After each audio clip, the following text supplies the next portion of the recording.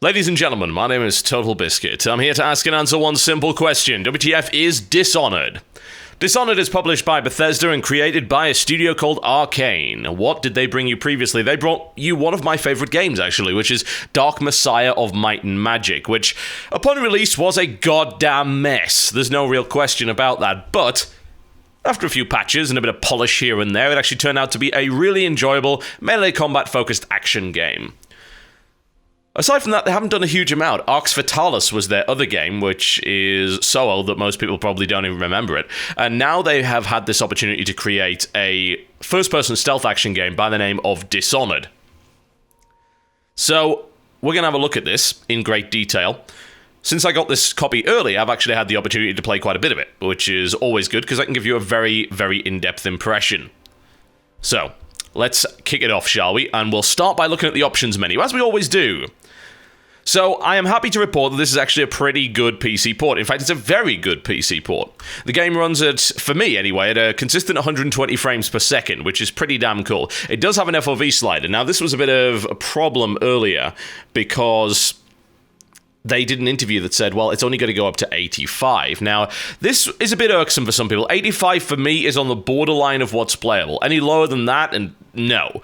To be fair, I think 90 is a good standard, and going up to about 110 is really great. But at least they recognize that FOV can be a problem, and they allow up to 85. For comparison, I think that was about 5 degrees more than you could get at maximum FOV in Call of Duty Black Ops multiplayer. So it's just something to bear in mind. You can change texture quality as well as model details, lighting shafts. There are two kinds of AA.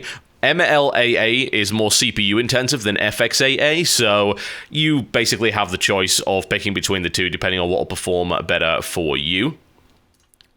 Audio-wise, pretty much what you'd expect. Subtitles available on main dialogue, nothing, and all speeches, which is a nice little choice, because usually it's either you get subtitles for everything, or you get subtitles for nothing, so I very much appreciate that.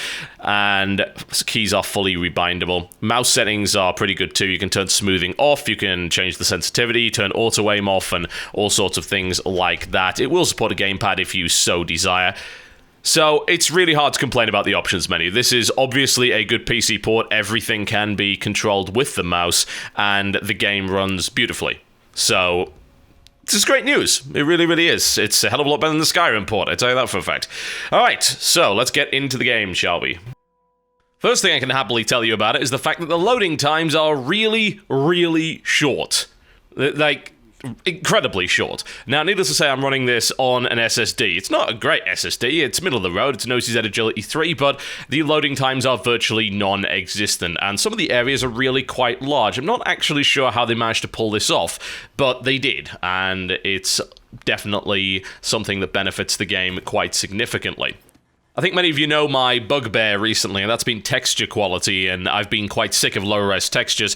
Well, this time around, it's really hard to see low-res textures, and the reason is that they've gone with a very interesting aesthetic. They've gone with a watercolor filter across the board, which actually means all the textures are a bit smudged, and it's really quite interesting to look at. You see there that there is quite a lot of smudging and watercolor style to it, and perhaps not so much definition, although that does very handily hide a lot of pixelation or any texture issues that the game might have. It does mean that the game lacks a little definition at long distance. It looks just a little bit smudged and blurry, but it's not really all that important at all, and I think it contributes really quite nicely to the overall idea of a Victorian-esque steampunk world with some interesting technological twists. Now, Dishonored itself is a mixture of stealth and action, and you probably noticed earlier I was able to blink around the place. It does have some supernatural elements to it. Now, if you want, you can just chop people into tiny little kibbles, or you can approach the game from a stealthy point of view. You could also mix the two. So, stealth versus action, which is it? Well, the interesting thing about Dishonored is that both options are equally viable, but in different ways. The curious thing is that each presents its own unique problems. And I'll come on to that when I actually show you some of the mission content. We're currently at the Hound's Pit pub, which is pretty much your home base for the entirety of the game.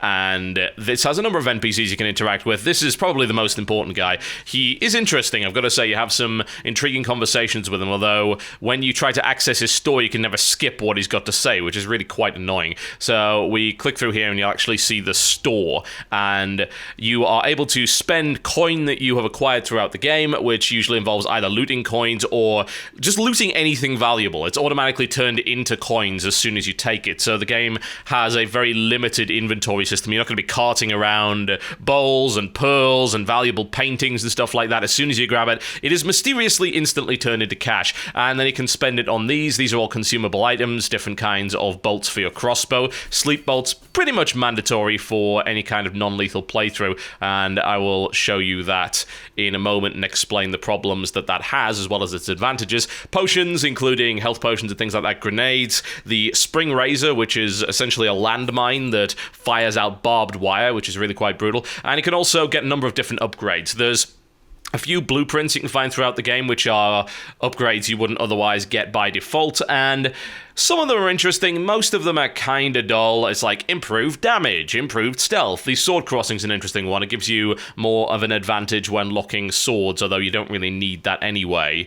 Spring razor radius, that's always nice. It blows up, it kills more people, and you can upgrade your crossbow as well as your pistol. Your pistol will then gain a small amount of spread damage, and I think you then get the ability to upgrade its ammo damage and possibly get some explosive ammunition for it as well, which is really quite neat. The pistol's not something that I've really used at all, honestly, throughout the game, mostly because it's incredibly loud, even though it is very, very dangerous, and I prefer the precision of the crossbow. Alright, let's go into a mission, shall we? So, as you can probably tell, I'm doing this video in post, the reason being that this game requires a lot of concentration and focus. It's stealth-orientated, you can die pretty quickly, and as a direct result, it just doesn't make any sense for me to do live commentary over this. I would rather show you everything and give you an in-depth approach. Since this is one of the few AAAs we actually got prior to release, and thanks to Bethesda for playing ball on that one, this is a game that I have done a great deal of. This is chapter 7 out of, I believe, 11 or 12 chapters, so it's a good way into the game, and I've experienced pretty much what the game actually has to offer. So what does the game have to offer? It offers stealth, and it offers action approaches, which you can blend as and when you so desire. The stealth component, as you might imagine, usually involves avoiding everybody, and the best way to do that is via the use of the blink power. Now, the blink power allows you to rapidly traverse great distances, as well as to some degree height. Now, you might notice that there were a couple of little arrows there. That means that you can automatically climb over the target. Now, I'm going to attempt it here and muck it up, and yes, then I'm going to be seen and eaten by hagfish, I think, so this is probably not going to go too well. But if you are able to use this correctly, it allows you to quickly scale very high buildings, and the majority of buildings do allow you to scale them one way or the other. There are some exceptions, such as buildings with spikes on the railings, which are designed to stop you from getting over them easily, but for the most part, you can make your way up walls that you otherwise wouldn't be able to scale because of this blink system. This allows for some very interesting stealth, as well as the fact that you can then mix that up with different styles of combat and assassination. So when I say stealth, there's really three ways of doing it. There is actual stealth, which is avoid all contact, and there is an achievement for beating the game without killing a single person. There's also, I think, an achievement to beat the entire game without being detected at all, and at the end of each mission you get a ghost rating, which should very much remind you of Hitman. Now, if you screw this up, then you get detected and horrible things happen. The tall boy's trying to kill me at the moment. I'm trying to escape it as rapidly as possible. I've managed to hide up here, and I've got to say that guards are generally pretty bad at looking up, unless that's where you fired from in the first place, and then they'll try and dislodge you from your perch by either shooting at you or throwing objects and incendiaries in your general direction. Now, if you want, you can also go for a non-lethal approach, and this is where the game kind of gets a little bit odd. The only two ways of really doing non-lethal against guards and enemies are to sneak up behind them and actually choke them out so they become unconscious, or to shoot them with a sleep belt. Those are your two options when it comes to non-lethal. Now, I am in two minds as to whether or not this is a good thing or a bad thing. The negative aspect of it is the idea that you just don't have a lot of variety, and that means that knocking people out gets very, very samey very, very quickly. You only have those two options, as I pointed out, and you often have a very limited supply of sleep darts. You can only carry 10 at any given time. It's fairly rare to find them in missions, although not impossible, and very rarely you'll find a vendor that will actually sell them to you at a ridiculously overinflated price, so that's something to consider as well. However, what it does mean is that the playstyle of non-lethal is very, very different, and it's also quite a bit more challenging. I'd like to compare the non-lethal playstyle to Deus Ex Human Revolution. Why would I like to do that? Because Deus Ex Human Revolution did it wrong. It did it wrong for two reasons. One, it made non-lethal by far the optimum way to deal with everything. Why? Because you got more experience that way, and it was quieter. It was really hard to actually claim that lethal was the better option in that game. It just wasn't, and you got rewarded for doing non-lethal all over the place, and yeah, it wasn't a very good way of doing it. The second problem, which Dishonored does not suffer from in non-lethal, is the fact that non-lethal in Deus Ex Human Revolution was too easy. It was just as easy as doing lethal. A lethal takedown took just as much time as a non-lethal, you gained more experience for doing non-lethal, and you had a wide variety of different non-lethal weapons which were just as easy to use as the lethal ones, so that was kind of pointless. Now, in Dishonored, that is not the case. Doing non-lethal stuff is very difficult because of your limited supply of non-lethal tools, and the fact that choking out takes significantly longer than just killing somebody. Now, if I want to play lethal, I can do cool stuff like this. Now, in this case, of course, I got myself killed while doing it, but you might wonder, well, what the hell did I just do? I placed a spring razor on the back of a rat, possessed the rat, and then moved the rat into the path of a guard, so I can use it essentially like a walking mine. When the guard goes to stomp on the rat, which they have a tendency to do, then it will explode. Now, that is a much easier way of doing things. I could have stopped my possession of the rat just before that. In fact, it would have made a lot more sense to just kind of let the rat wander in the general direction of the guard, and then the guard's AI will say, hey, I want to go stomp the rat because I don't like rats. And that would have made perfect sense there. Now, as regards to lethal trickery, there is a lot more available in this game. Whether or not it be stealthy assassinations, you blink up behind someone and stab them in the back of the neck. You can just straight up sword fight them if you want. You can kill them with incendiary bolts, crossbow bolts, bullets, as well as spring razors, grenades, and a couple of different powers, including the ability to wind blast, summon a devouring swarm of rats, which will of course kill them, and a few other nasty little things. Another thing to note is that if you happen to have the particularly awesome power by the name, I think, of Shadow Kill, then a dead body will instantly disintegrate into ash, which means that there's no risk of them actually being found. So lethal is arguably easier at points in this game, but there are consequences, and this is a very interesting feature of the game. The consequence to doing a lot of lethal stuff is that a hidden mechanic by the name of Chaos comes into play. At the end of each mission, you're given a chaos rating, and it's either going to be low or high. Now, high chaos means that lots of nasty things will happen later on in the game, and it will actually affect the ending. It's also going to change the way the mission is actually laid out. There are, in fact, two versions of each mission, a high chaos version and a low chaos version, and the high tend to have more guards, more rats, more weepers, which are nasty indeed, and the world just generally gets grimmer and more unpleasant. There are certain encounters that will not happen, reactions from characters, even dialogue, I believe, within the Hound's Pit pub actually changes if really bad stuff is going on. So it's really interesting to see the balance. You are encouraged to play non-lethally, but it is a harder road, and it is a more limited road. But it also means that the game is going to play out very differently if you decide to go for a more violent approach. This, in my opinion, means that the game definitely justifies a second playthrough just to see what happens on either low or high chaos in comparison to what you happen to be doing. Pretty cool idea, honestly. It's a little dodgy that it's hidden, like, you won't know the values for certain things. It gives you some approximations. It says, oh, well, if you kill, say, less than 20% of the people, then chances are you will be on a low chaos amount. There's actually very specific values that can be found in the Prima guide, and I believe walkthroughs would pretty much get it as well. In my playthrough, I've opted to screw up. But what I try to do is I do a non-lethal, mostly stealth-based playthrough with a great emphasis on exploration using Blink. I got level 2 Blink very quickly.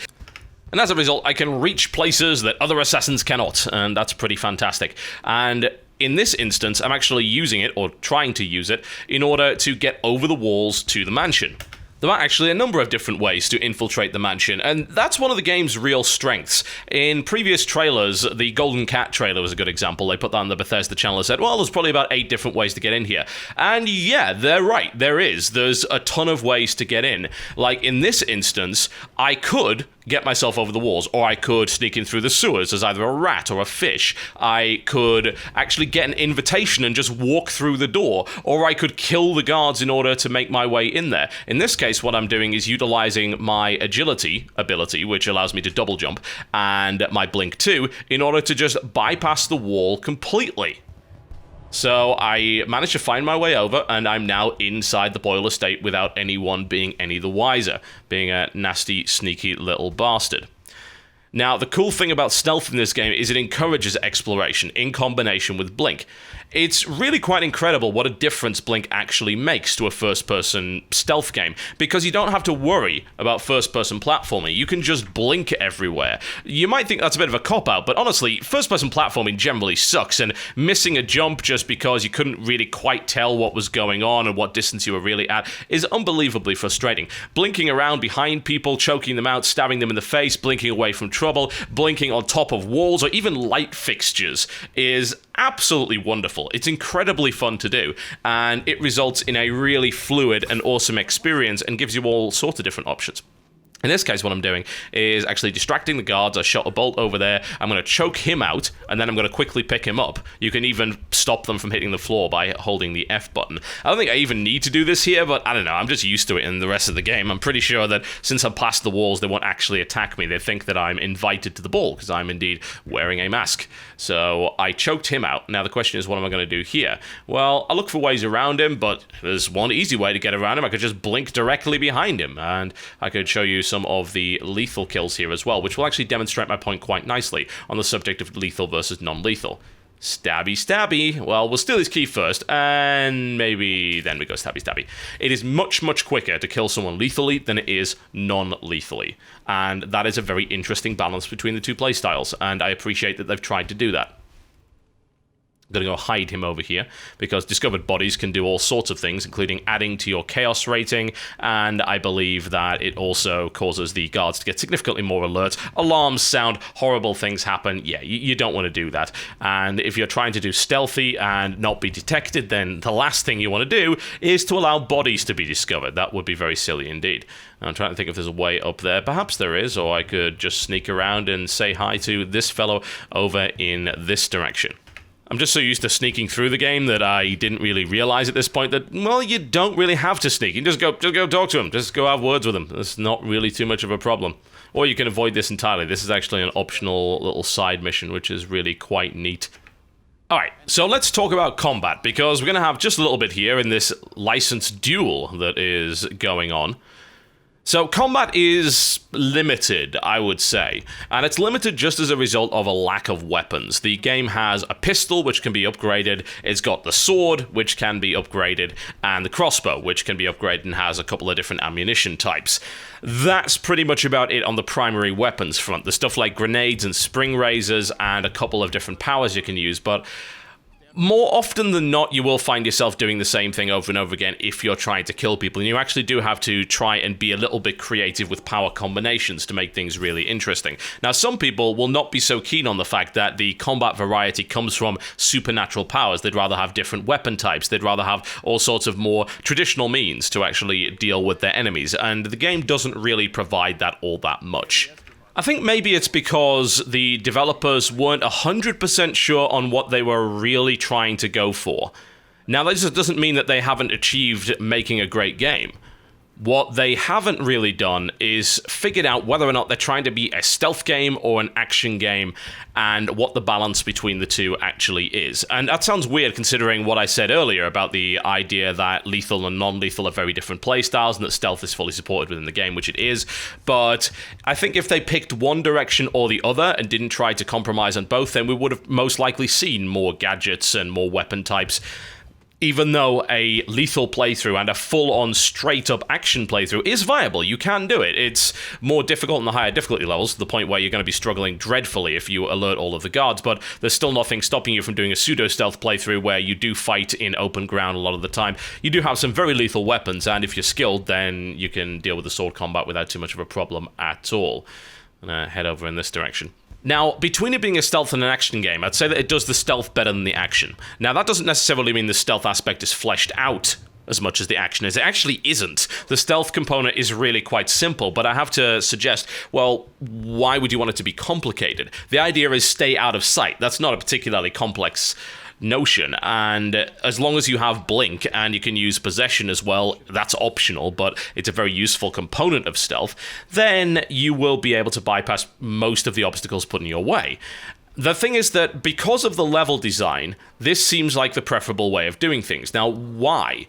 Well, aside from the fact that this area looks absolutely gorgeous, it is, oddly enough, one of the most restrictive areas in the entire game. A lot of the stuff that you're doing is in back alleys, in open streets, and as a result, you can explore different houses, find all sorts of hidden items all over the place, and you are encouraged to do so via the use of climbing and the blink system. Freedom that you have within the level is one of the game's strongest points, and they've put a great deal of time and effort into making the levels feel like there's a bunch of awesome things to find. And there are. It's all over the place, and you get a counter at the end of every mission to tell you how much of it you've missed. You can search out runes, which will allow you to unlock new powers and upgrade your existing ones. You can get bone charms, which are these tiny little passives that you can equip. You can get up to 6 of those on your character at any given time, so there's a degree of customization there as well. And you can also find survivors, people to help, people to kill, and a variety of different side missions that you otherwise wouldn't run into if you weren't exploring.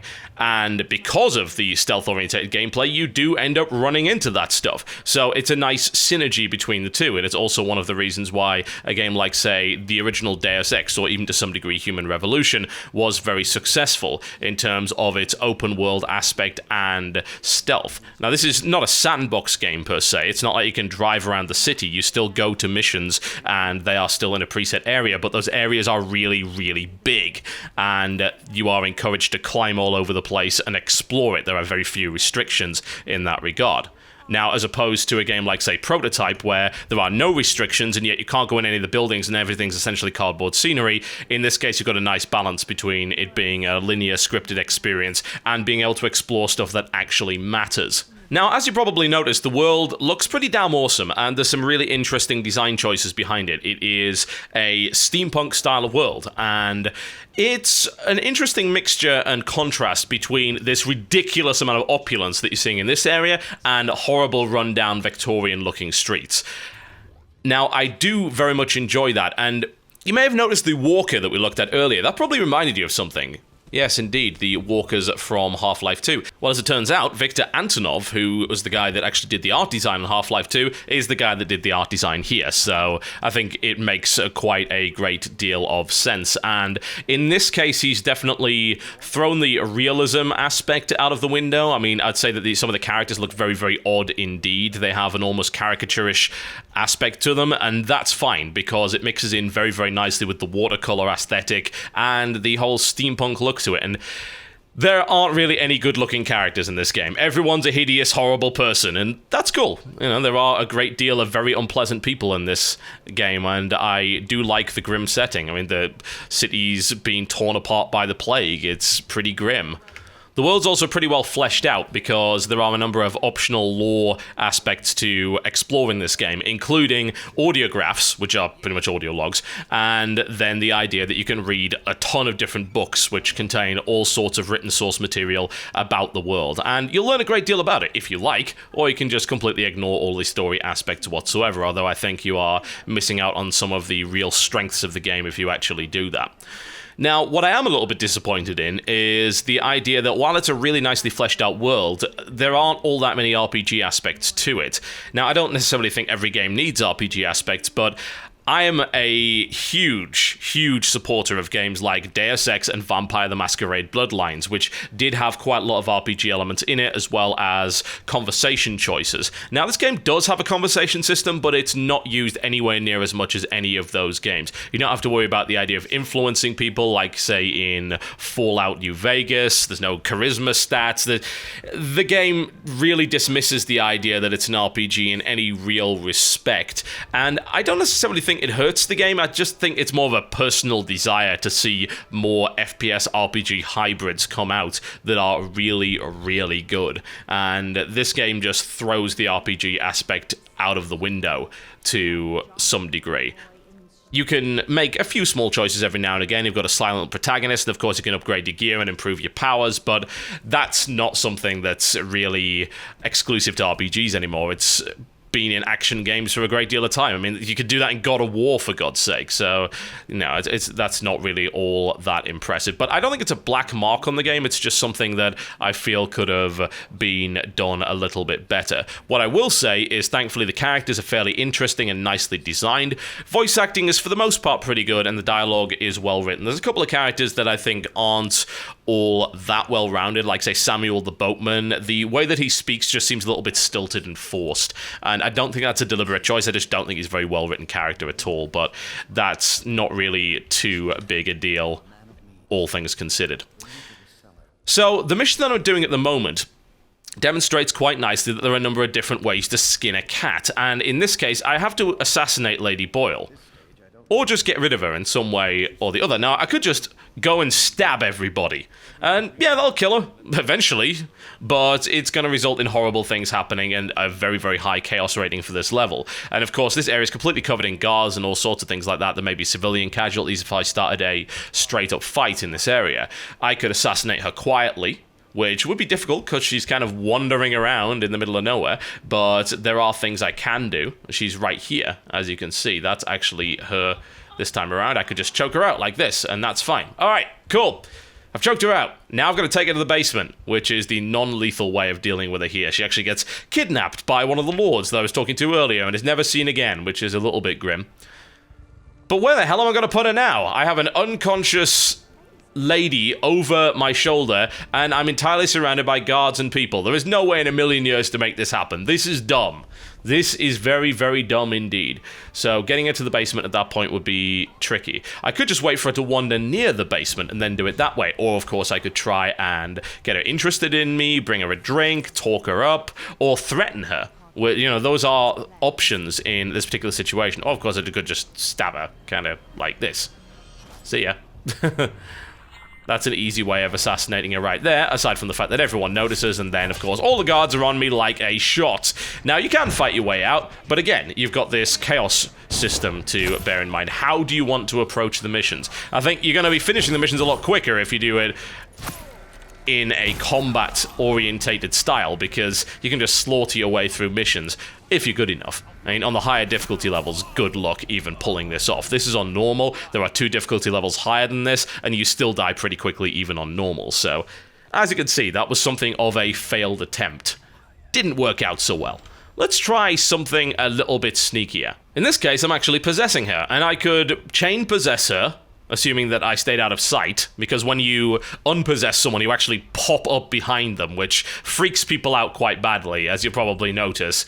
And if you keep doing stuff like that, they'll generally just try and kill you, although they seem to be surprisingly tolerant of use of magic and black arts in this situation. I was quite surprised by that. I would expect them to immediately go for you, but that's only really in hostile areas. I could possess her and just drag her into the cellar and then knock her out that way, but I don't know where the cellar is. Or alternatively, possess a rat and then go up to the top floor, which is guarded, and I can go and steal if I so desire. Lots and lots of money and all sorts of things like that, and that's also another way to find out who this character is. There's a number of investigation aspects in some parts of the game. There's actually a number of clues that you can find which will lead you to different conclusions, which I find to be very interesting. Even in a smaller area like this, there is still stuff to explore and plenty of stuff to steal. You are encouraged to do just that, and, well, why not? It's a ton of money that you can spend on upgrades, and even if you've got all the upgrades you want, you could still buy runes for 500 coins apiece, so you can continue to upgrade your powers. Now, the thing about the exploration and looting aspect of the game is that it is a significant time sink. It's not a bad time sink, but it is a pretty large part of the game's content. If you avoid it and you just rush your way through it, you're probably not going to have a long game experience. This is Chapter 7 out of 11 or 12, and I've played for about 8 hours. Now, this has involved a great deal of reloading saves because I've wanted to do a section with stealth and I've screwed it up, or I wanted to do a very specific maneuver and I couldn't pull it off. So if I was more competent, I'd say that it would probably take me about 6 hours to get where I currently am. I have missed quite a bit of stuff. As I said, I managed to get early access to the Prima Guide, and I saw a bunch of stuff. It's like, oh, right, okay, I missed all of that. That makes me a bit of a dumbass, but that makes me also rather enthusiastic about doing a second playthrough. I would say that if you are the kind of person that just wants to speedrun your way through the game, then you're probably going to find a $60 title that you can beat maybe in 4 to 6 hours. Apparently, there was an early pre-release copy on console that someone streamed, and they beat the game in 4 hours. I'm not really sure how they managed that, because I think that you would really have to rush everything in order to make that happen, and that's not what the game is all about at all. But I would say that the length can still be considered a concern. That said, I would also say this game definitely warrants at least 2 playthroughs, one high chaos, one low chaos, so you get the chance to experience the changes the world actually goes through, the different dialogue, as well as being able to make different choices when it comes to particular objectives in the game. So I think you can maybe dissolve some of the replayability issues a little bit there. The fact that it doesn't have New Game Plus is kind of a bind, because it means that you're probably not going to go through the game with all the powers and all the upgrades being a super-powered beast machine, which is something that a lot of players like to do on their second playthrough, and it's a reasonably easy thing to put in and balance, so I'm quite surprised there is no New Game Plus. I would imagine there's going to be DLC for the game. I mean, it's already got a show DLC option in the menu screen, so I'm interested to see what they can really do with the storyline and whether or not there's actually any finality to the ending, because if there is, then how exactly they're going to pull off the DLC. It'll be interesting. I will certainly pick up the DLC, I think, and I want more stabby, stealthy action. There are also, of course, a bunch of achievements, so the game warrants multiple playthroughs if you're the kind of person that wants to do a no-kill playthrough or a ghost playthrough where you're never spotted, then that's all completely doable. But I've never really been a one that's been all that interested in achievements. In this case, though, I would get them without really trying, and the reason behind that, of course, is that I would want to do a playthrough with a completely different playstyle, which in turn would give me those achievements anyway, so that's a nice balance. There's no contrivance there, which is one of the things that I really hate about achievements in many games. The fact that you have to go out of your way to do something the game wasn't designed to do, and something that is not conducive to the way you're supposed to be playing the game in order to acquire them. In this case, you will earn these achievements from playing the game in different, equally legitimate ways. Alright, so I've skipped forward a little bit here to show you what happened when I actually try to take the target out of the way so that I can knock her out. So, up the stairs, and everything's going fine. She's going to show me a little bit of a secret here, or at least she would if I didn't choke her out on the stairs, and the basement happens to be down there, so that shouldn't be too much of a problem. Now, I'll go through a few other minor gripes that I've got with the game while I'm showing you this, because this ends up being fairly amusing and an example of screwing things up completely. First gripe would probably be the enemy variety. There isn't a huge amount of it. There's a lot of humans, there are an awful lot of animals, there's horrible fish, these little crustacean things that spit acid at you, there are dogs which can sniff you out, which are a little bit difficult to deal with, but aside from that, it's mostly just humans with guns, swords, or bombs. And I think that there's a missed opportunity there. They could have gone with some really wacky steampunk technology-enhanced soldiers, and the only real one they've got is the tall boy, which is the big walker I showed you earlier. That's it. I suppose you count the overseers with the music boxes that stop your magical powers from working, but aside from that, it's just troops. Now, in this case, I just said, hey, let's just leave them down here. Oh, wait, all the maids decided this would be a good time to come down. And the AI in this game is, for the most part, pretty good. I have encountered maybe 1 or 2 instances of being detected in situations where I really didn't think it should have actually happened, but aside from that, it's worked out pretty well for the most part, and the stealth mechanics work as they should. I think maybe the guards give up a little bit too easily, but that could have something to do with the difficulty level that I'm playing on here. If I played in a higher difficulty, they might be just a little bit more attentive. I believe they are. It actually says specifically enemies are more attentive, so you can get away with more on lower difficulty levels there. One other minor gripe I've got is that you can switch between your weapons quite easily thanks to the hotkey system, which is an advantage this has over the console version. There's this wheel which allows you to select your items, and that's fairly easy to use, and that's what consoles will have to use as well, but here you just hold down the middle mouse button and then you can hotkey anything, and then you barely have to go to the wheel again because you have access to 10 different hotkeys.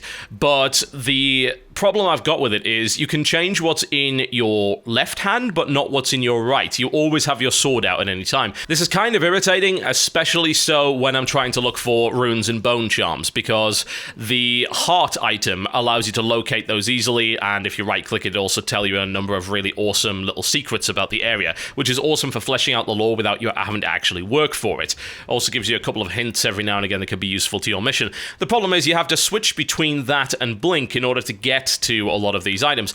It would make more sense just to allow the heart to be held in one hand and then blink to be useful in the other. I don't know why they didn't do that. Maybe it was some design aspect that had to do with controlling the game with a 360 and PlayStation 3 pad. Maybe that had something to do with it, or maybe it was just an oversight. For the most part, it's not a problem, but in those particular moments, I find it extremely irritating. Having to switch between the two is completely unintuitive and a waste of time. There are a few other examples, like there are times when I would like to have both blink and the crossbar at the same time because I'm not going to use the sword. The sword is, for a stealth playthrough and non-lethal, basically pointless. You have to use it to destroy some wooden barriers to get to some areas, but most of the time, you have no reason to use the bloody thing, so I'd rather be able to swap the sword out for something I actually do use, like the crossbow with the sleep darts, then combine blink with sleep, and then everything would be much, much handier. I'm really not sure why they decided to do that. Again, though, it is kind of a minor gripe, because once you get used to just skipping between the various different abilities, powers, and items, using the hotkeys, you don't really run into too many problems. So, let's try and come to a conclusion, then I can show you a little bit of last-minute silliness here in the manor. So, this is probably a contender for Game of the Year for me. Obviously, it's not the end of the year yet, so it's absolutely pointless to even declare what Game of the Year would be, but this is the kind of game that I very much enjoy. I think they've nailed stealth very, very well indeed, and they give you a number of different tools which you can use to determine whether or not you're actually going to be detected or not. The cool thing is you can actually turn a lot of those off as well, so if you want a very hardcore experience with no tips, no notifications, no visual indicators, no nothing, turn them all off in the options menu. That is entirely up to you. But you can use powers like Dark Sight in order to figure out where people's cones of view actually are and see people through walls and items and detect security devices and things like that. So the stealth aspect is very well done. Combat is still enjoyable, even if it is in some places limited, and of course the fact that you can only really do it in either the lethal and interesting way or the non-lethal and dull way is a bit weird, and it's not exactly all that awesome. Now, the funny thing about this part here, which I very much like, is she's reacting to a guard I knocked out about 20 minutes earlier and hid in the stairwell. That's a pretty awesome consequence to actions that I took earlier, and oh dear, there are maids and party guests kind of wandering around the area. They might even end up wandering up here, because a lot of the party guests actually do want to go upstairs, because most of these guys are horrible pilferers, where they want to steal stuff and find out secrets. They're like, please don't go up there. Yeah, I don't want you going up there because you will see her, so I'm thinking this might be an instance to choke her out and prevent that from actually happening. There we go, and now we've got two bodies in the stairwell. And things get even worse, and now she's seen me carrying her, so yeah, I'm going to end up getting detected here. She runs around, makes a noise, the guards come in this direction. Pretty good example of consequence, and guards also react to sound quite effectively. So, time to fight, I guess.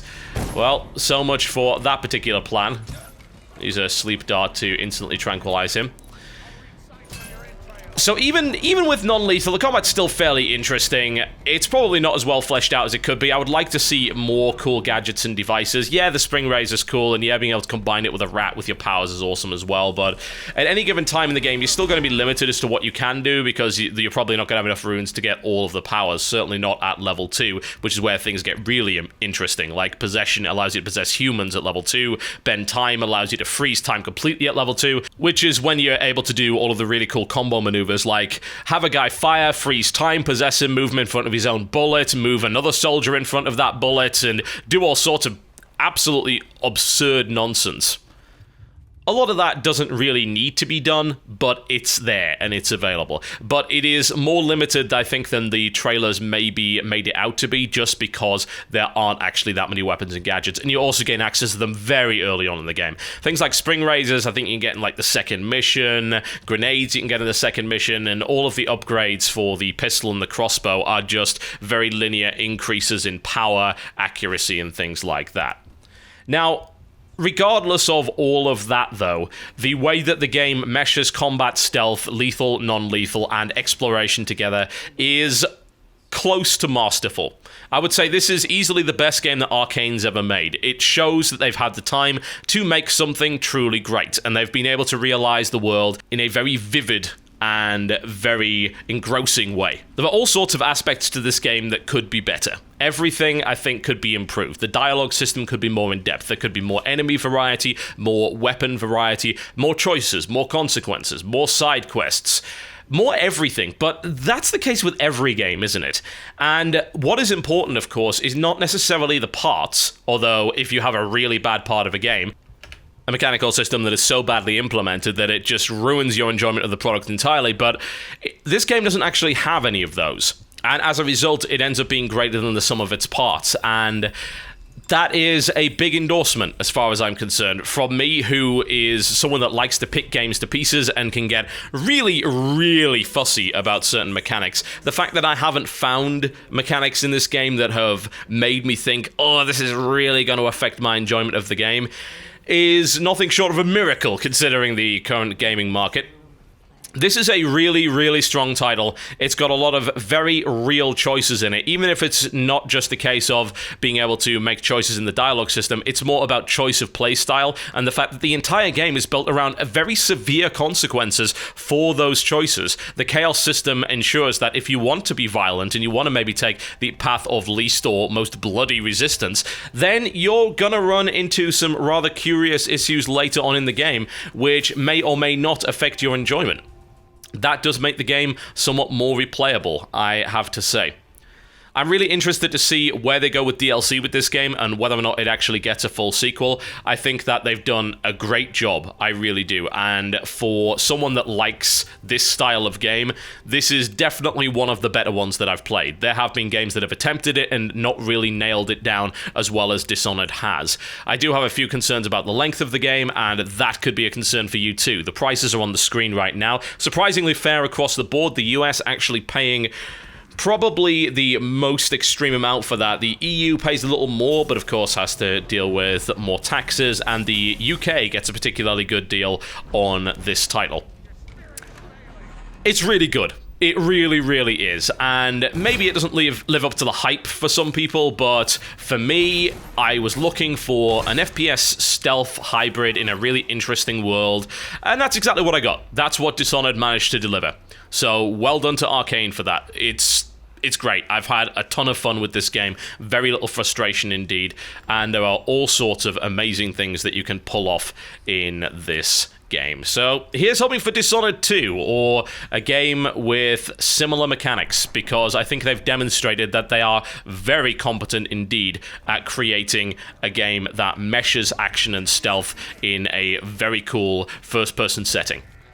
Alright folks, there you go, that's a look at Dishonored. It's available on the 9th of October in North America, and it's coming out in Australia, Japan on the 11th, as well as the 12th in the EU and the UK. Currently available on Steam Gamersgate. It is a Steamworks game for those of you who are concerned about that on PC. That is the DRM that they use, and it's pretty much the same price across the board. My name has been TotalBiscuit, and I shall see you next time.